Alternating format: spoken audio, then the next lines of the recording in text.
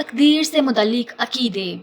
عالم میں جو کچھ بھلا برا ہوتا ہے اللہ تعالیٰ اس کے ہونے سے پہلے ہمیشہ سے جانتا ہے اور اپنے جاننے کے موافق اس کو پیدا کرتا ہے۔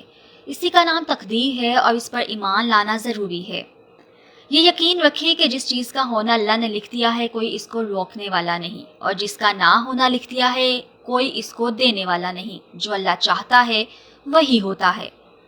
بری باتوں کے ذریعہ بندہ آزمائش میں ڈالا جاتا ہے اور ان کے پیدا کرنے سے بہت سی مصلحتیں اور بھید ہیں جن کو صرف اللہ جانتا ہے۔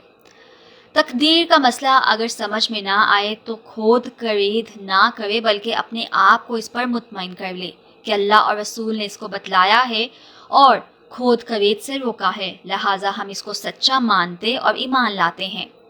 جب ہر کام اللہ تعالیٰ کے لکھنے کے موافق ہی ہوتا ہے تو اسی پر بھروسہ کر کے ضروری تدبیر کو چھوڑنا غلطی ہے۔ اللہ تعالیٰ کم ہمتی کو پسند نہیں کرتا اور ہر کام کے لیے اس کے ضروری اسباب اختیار کرے اور پوری کوشش کرنی چاہیے۔